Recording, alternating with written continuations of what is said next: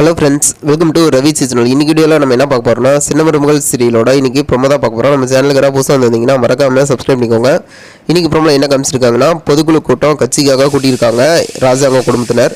இதில் பார்த்தீங்கன்னா யாருமே அந்த கூட்டத்துக்காக வரல. ஏன்னா ஊருக்காரங்க எல்லாமே ராஜாங்கத்து மேலே கோவமாக இருக்காங்க. என்ன காரணம் அப்படின்னா, அவங்களோட சம்பந்தியை ஆள் வச்சு அடிச்சிட்டாங்க அப்படிங்கிற மாதிரி சொல்லிட்டு, அதாவது தமிழோட அவங்க அப்பாவை அடிச்சிட்டாங்க அப்படிங்கிற மாதிரி சொல்லிட்டு இவங்க நினச்சிட்டு இருக்காங்க. வீட்டில் இருக்க எல்லாரும் போய் கூப்பிட்டு பார்த்தாங்க, நான் வரல. இவர் என்ன சொல்கிறாருன்னா, இது மாதிரி நீங்கள் அடிச்சிட்டிங்களா, அதனால் எப்படிங்க வருவாங்க அப்படிங்கிற மாதிரி சொன்னோன்னே இவங்க டென்ஷன் ஆகிட்டு சரி என்ன தான் பண்ணுறது அப்படிங்கிற மாதிரி சொல்லிட்டு சைலண்டாக உட்காந்துருக்காங்க. அந்த டைமில் பார்த்தீங்கன்னா ராஜாங்கம் கொஞ்சம் டென்ஷன் ஆகிட்டு தலை குனிஞ்சு என்ன பண்ணுறதுன்னு தெரியாமல் யோசிச்சுட்டு இருக்கிறாரு. இந்த டைமில் பார்த்தீங்கன்னா ஒரு வாய்ஸ் கேட்குது. என்னென்னா மைக்கில் அலௌன்ஸ் பண்ண மாதிரி அண்ணன் மாதிரி அக்கா மாதிரி அப்படிங்கிற மாதிரி சொல்லிட்டு, அது யாருன்னா தமிழ்.